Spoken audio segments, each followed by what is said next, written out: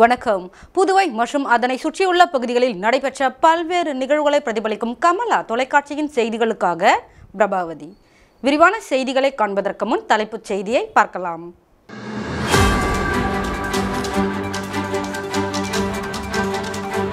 புத்தாண்டு கொண்டாட்டம். புதுச்சேரியில் ரூபாய் 50 கோடிக்கு மது விற்பனை.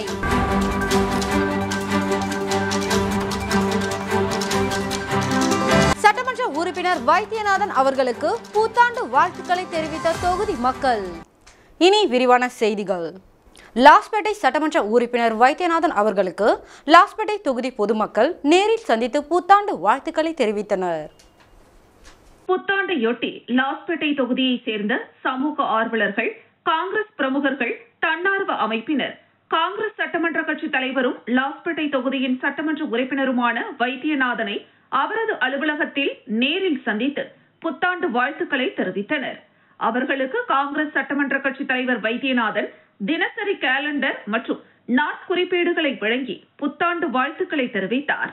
காங்கிரஸ் சிறப்பு அழைப்பாளரும் கமலா அறக்கட்டளை நிர்வாகியுமான ரமா வைத்தியநாதன் உடனிருந்தார்.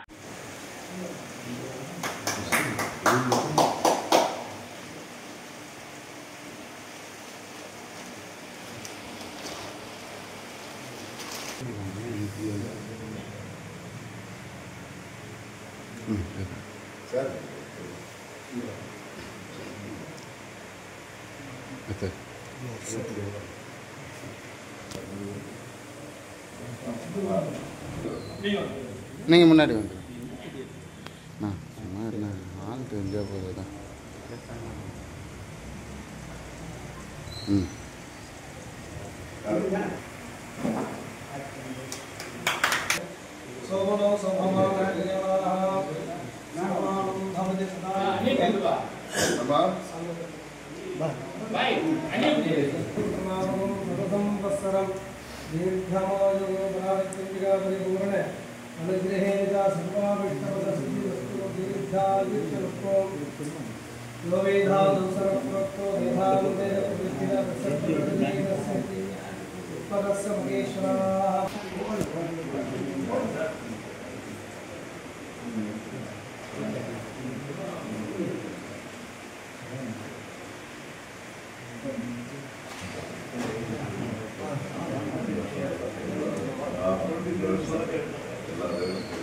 புத்தாண்டு கொண்டாட்டம். புதுச்சேரியில் ரூபாய் 50 கோடிக்கு மது விற்பனை.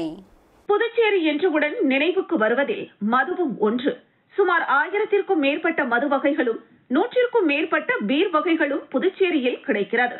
இதை அருந்துவதற்கு நின்றபடி அருந்தும் மதுபார்கள் முதல் ஏசி அறைகள் மற்றும் நவீன அலங்காரத்துடன் கூடிய பார்கள் வரை உள்ளது. இதற்காகவே நாட்டின் பல்வேறு மாநிலங்களில் இருந்தும் புதுவைக்கு மது பிரியர்கள் வருகின்றனர். அதிலும் டிசம்பர் மாத இறுதியில் கிறிஸ்துமஸ் விடுமுறையையொட்டி சுமார் 10 நாட்களுக்கு சுற்றுலா பயணிகளின் வருகை புதுவையில் அதிகமாக இருக்கும்.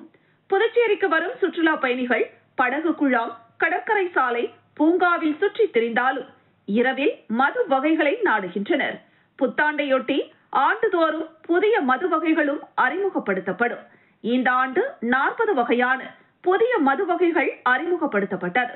மது பிரியர்களை வரவழைக்கும் வகையில் மது வாங்கினால் சிற்றுண்டி தள்ளுபடி என பல சலுகைகளும் வழங்கப்பட்டது. வழக்கமாக விற்பனையாகும் மது வகைகளின் அளவை விட கிறிஸ்துமஸ் விடுமுறை முதல் நாள்தோறும் படிப்படியாக விற்பனை அதிகரித்து வந்தது.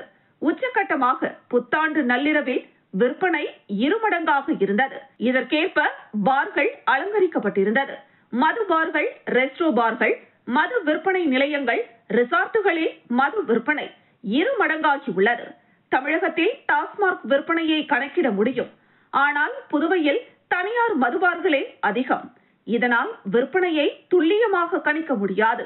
அதுபோல் ரிசார்ட்டுகளில் நடந்த புத்தாண்டு கேளிக்கை நிகழ்ச்சிகளில் அளவற்ற மது வழங்கியதை கணக்கிட முடியாது. இருப்பினும் சுமார் 50 கோடி ரூபாய்க்கும் அதிகமாக புத்தாண்டு கொண்டாட்டத்தின் போது புதுச்சேரியில் மது விற்பனை நடந்துள்ளதாக மது விற்பனையாளர்கள் தெரிவித்துள்ளனர். கடந்த 10 நாட்களில் மட்டும் 1 மாதத்திற்கான விற்பனை நடந்திருப்பதாகவும் அவர்கள் தெரிவித்துள்ளனர்.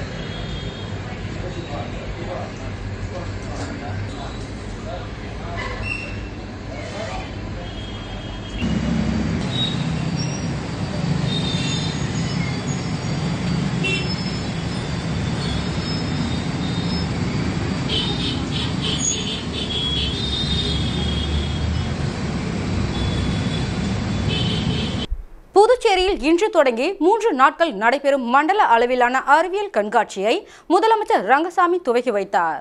மாணவர்களின் அறிவியல் ஆர்வத்தை ஊக்குவிக்கவும் அவர்களின் படைப்பாற்றலை வெளிக்கொண்டு வரும் வகையில் புதுச்சேரி அரசு பள்ளிக் கல்வி இயக்கத்தின் சார்பில் 2024-2025 கல்வியாண்டிற்கான மண்டல அளவிலான அறிவியல் கண்காட்சி ஏம்பலம் கிராமத்தில் உள்ள மறைமலை அடிகள் அரசு மேல்நிலைப் பள்ளியில் இன்று துவங்கி 3 நாட்கள் நடைபெறுகிறது. இந்த நிகழ்ச்சியில் சிறப்பு விருந்தினர்களாக முதலமைச்சர் ரங்கசாமி, சபாநாயகர் செல்வம், உள்துறை அமைச்சர் நமசிவாயம் ஆகியோர் கலந்து கொண்டு குத்துவிளக்கேற்றி தொடங்கி வைத்து மாணவர்களின் அறிவியல் கண்டுபிடிப்புகளை பார்வையிட்டு பாராட்டினர். இந்த அறிவியல் கண்காட்சியில் அரசு பள்ளிகள் சார்பில் 230 படைப்புகளும், தனியார் பள்ளிகள் சார்பில் 153 படைப்புகளும் என மொத்தம் 383 அறிவியல் படைப்புகள் இடம்பெற்றுள்ளன.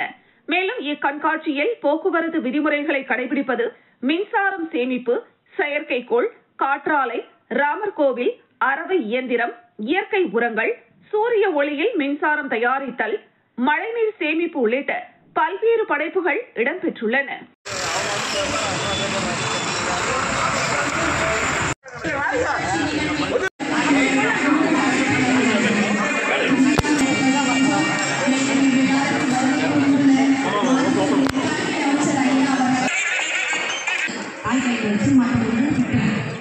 கோழிகள் முட்டை போடுது. ஒரு அறிவிப்படி சாப்பிட வீடுகளுக்கு ஒழுங்கப்படுத்துகிறேன். கோழிகளுக்கு முட்டையும்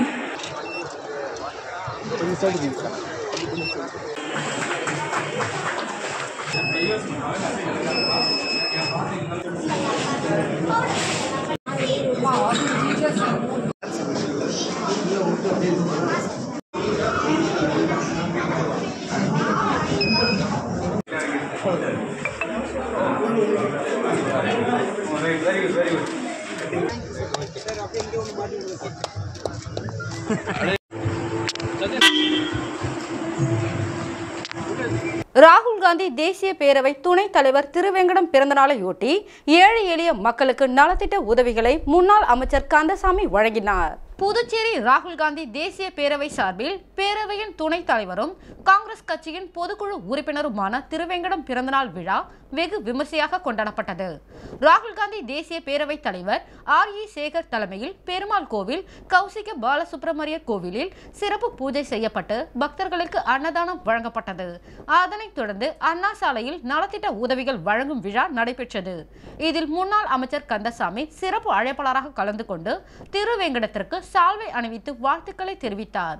பின்னர் ஏழை எளிய மக்களுக்கு வேஷ்டி, சேலை, உணவு உட்பட நலத்திட்ட உதவிகளை வழங்கி சிறப்பித்தார். இந்நிகழ்ச்சியில் நிர்வாகிகள் தயாளன், ரவிச்சந்திரன், சுகுமாரன், அமுதரசன், கோவிந்தன், பிரபு, சங்கர், கிருஷ்ணமூர்த்தி, புஷ்பராஜ் உட்பட காங்கிரஸ் நிர்வாகிகள் திரளாக கலந்து கொண்டனர். சரி.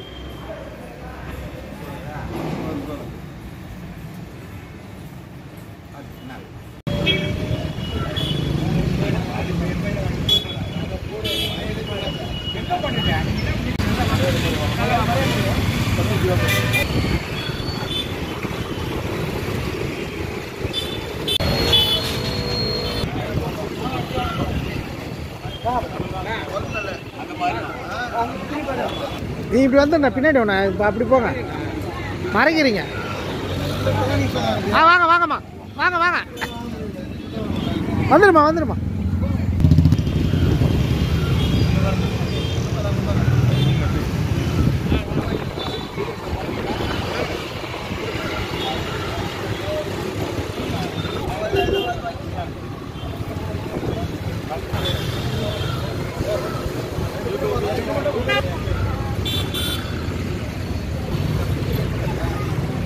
ஸ்ரீ மணக்குள விநாயகர் வேளாண் கல்லூரி மாணவிகள் விவசாயிகளுடன் சேர்ந்து நிலக்கடலை விதையை விதைத்தனர். மதகடிப்பட்டு மணக்குள விநாயகர் வேளாண் கல்லூரி இறுதி ஆண்டு மாணவிகள் ஏம்பலம் கிராமத்தில் தங்கி ஊரக வேளாண் பயிற்சி முகாம் மேற்கொண்டு வருகின்றனர். அதன் ஒரு பகுதியாக ஏம்பலம் ஜங்ஷன் அருகில் உள்ள அருண் என்கின்ற விவசாயியின் நிலத்தில் ஜனவரி 1ஆம் தேதி நிலக்கடலை பயிரிட்டனர். அதில் மாணவிகளும் விவசாயிகளும் சேர்ந்து நிலத்தில் விதை விதைத்தனர். மேலும் மாணவிகள் நிலக்கடலின் வளர்ச்சி நிலைகளையும் பற்றி, அதன் முக்கியத்துவம் பற்றியும், நோய் பற்றியும், மூளை வளர்ச்சி முக்கியத்துவத்தை பற்றியும், மேலாண் பற்றியும் விவசாயிகளுடன் கலந்துரையாடினர்.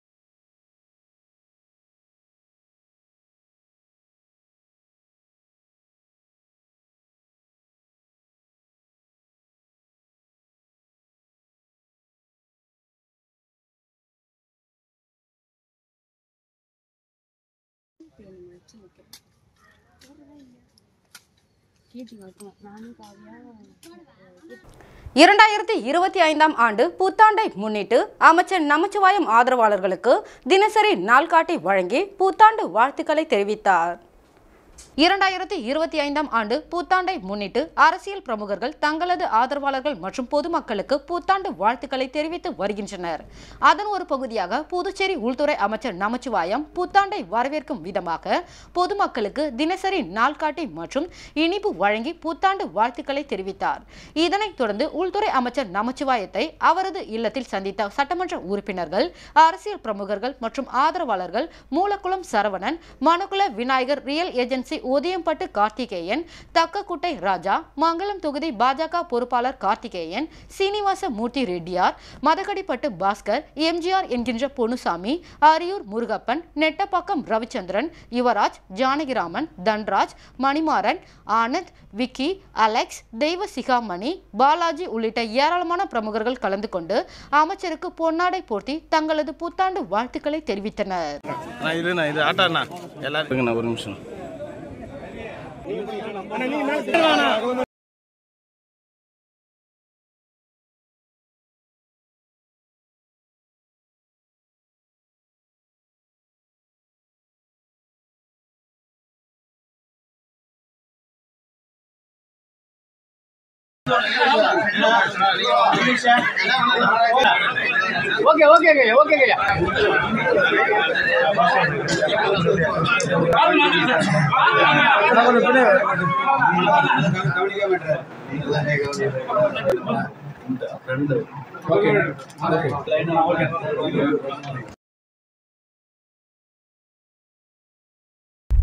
புதுச்சேரியின் முக்கிய சுற்றுலா தலமான ஊசுட்டேரி படகு குழாமில் உள்ள படகுகள் உடைந்து சேதமடைந்துள்ளதால் படகு சவாரி செய்ய முடியாமல் சுற்றுலா பயணிகள் மற்றும் பொதுமக்கள் ஏமாற்றத்துடன் திரும்பி சென்றனர்.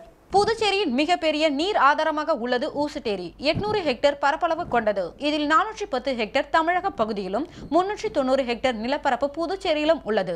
ஊசுட்டேரி இயற்கையுடன் இணைந்த பகுதி என்பதால் ஏராளமான வெளிநாட்டு பறவைகள் வந்து இங்கு தங்கி செல்கின்றன. ஆண்டுதோறும் 10,000க்கும் மேற்பட்ட பறவை இனங்கள் ஊசுட்டேரிக்கு வந்து செல்கின்றன. இதனால் கடந்த 2008ஆம் ஆண்டு புதுச்சேரி அரசு ஊசுட்டேரியை பறவைகள் சரணாலயமாக அறிவித்தது. மேலும் பறவைகள் வந்து செல்வதற்கு ஏதுவாக ஏரியில் ஆங்காங்கே உருவாக்கப்பட்டன. ஏரியின் அழகை ரசிக்கவும் வெளிநாட்டு பறவைகளை காணவும் புதுச்சேரி சுற்றுலா வளர்ச்சி கழகம் மூலம் ஊசுட்டேரியில் படகு சவாரி இயக்கப்பட்டது. இதன் மூலம் புதுச்சேரி வரும் சுற்றுலா பயணிகள் பொதுமக்கள் படகுகளில் சென்று பறவைகளை பார்வையிட்டு வந்தனர். இந்நிலையில் பெஞ்சல் புயலால் ஊசுட்டேரியில் நிறுத்தி வைக்கப்பட்டிருந்த படகுகள் அனைத்தும் புயலில் சிக்கி சின்னாபின்னமாக உடைந்தது. சுற்றுலா வளர்ச்சி கழகம் இதனை சரி செய்து மீண்டும் இயக்க நடவடிக்கை எடுக்காததால் சேதமடைந்த படகுகளை அனைத்தும் கரையில் நிறுத்தி வைக்கப்பட்டிருந்தன. இதனால் படகு குழாமிற்கு வரும் சுற்றுலா பயணிகள் படகு சவாரி செய்ய முடியாமல் ஏமாற்றத்துடன் திரும்பி சென்றனர். அரசு உடனடியாக சேதமடைந்த படகுகளை சரி செய்து மீண்டும் படகுகளை இயக்க வேண்டும் என பொதுமக்களும் சுற்றுலா பயணிகளும் கோரிக்கை விடுத்துள்ளனர்.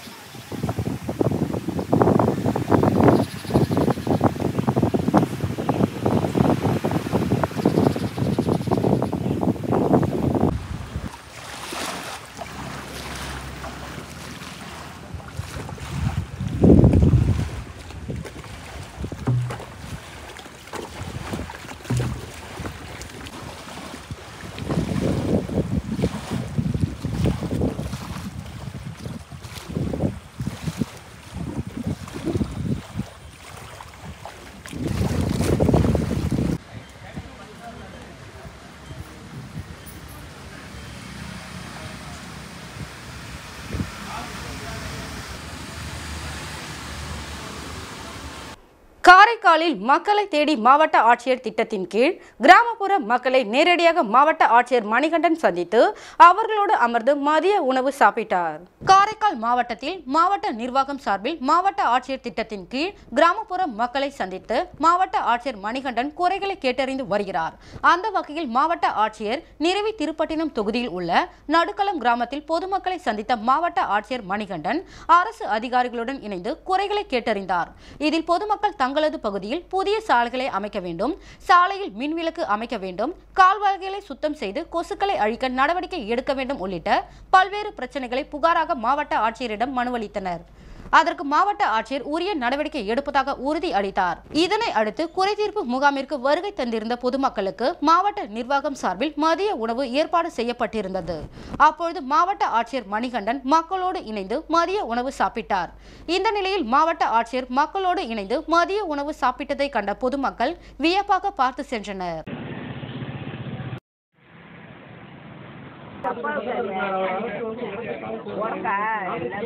தயவு செஞ்சு உங்களை மாதிரி அதிகாரிகள் கொஞ்சம் முயற்சி செய்யுங்க. நம்பிக்கை இருக்கு. ஆனா ஒன்னே லெமன் பண்றாங்க. பணக்காரன் எங்க வேணாலும் போய் பொழைச்சிக்கலாம். ஆனா பாம்பரம் செத்து போயிடும். அவனா சாவணும்னா காப்பாத்துங்க. நன்றி. அப்ப வச்சுருவாங்க. பொதுமக்களுக்கு தொந்தரவு தராதவர்களை கட்டு வச்சுருவாங்க. அப்புறம் அந்த மாடுக்கு சாப்பாடு போட வேண்டிய கட்டாயத்துக்கு நாங்கள் ஆளாகிறேன். நான் வரவும் எங்கள் நிலையை கையிறந்த நிலை மாதிரி தான் இருக்குது. உறுதியாக்கி கொடுக்கிறோம்.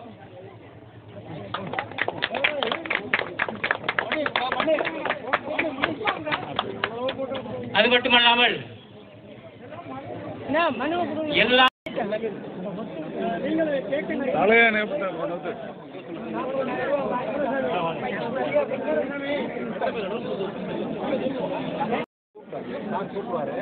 ஒருவேளை பேங்க்ல நாங்கள் எதையும் வேஸ்ட் பண்ணக்கூடாது. வெஜிடபிள் வேஸ்ட் பண்ணக்கூடாது. வெஜிடபிள். மீண்டும் தலைப்புச் செய்திகள்.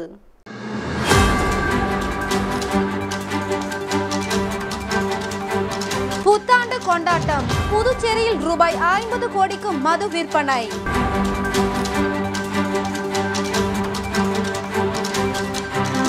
சட்டமன்ற உறுப்பினர் வைத்தியநாதன் அவர்களுக்கு புத்தாண்டு வாழ்த்துக்களை தெரிவித்த தொகுதி மக்கள். இத்துடன் செய்திகள் நிறைவடைகிறது. செய்திகளை உடனுக்குடன் தெரிந்து கொள்ள கமலா தொலைக்காட்சி சமூக வலைதளத்தை பின்பற்றவும். நன்றி, வணக்கம்.